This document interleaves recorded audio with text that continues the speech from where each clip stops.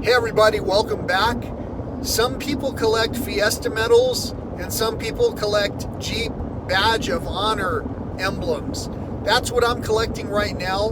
I'm on my way to Oregon. I'm about to cross the state line, and there are two badges in Oregon near the coast. I'm excited to see what those trails are all about. The trails of all of these sorts have been interesting to explore. I'll talk more about them individually in their own time. However, the one that set this off for me was the Big Bend National Park. There's a Black Gap Badge of Honor for Big Bend. So from the moment that I learned that Jeep had a Badge of Honor program and that Big Bend was included, I basically got with the program and started enjoying my Jeep in ways that I hadn't enjoyed it before. Thank you so much, Jeep, for offering this program. It's been a lot of fun. I will have completed the West Coast circuit by the time you see this.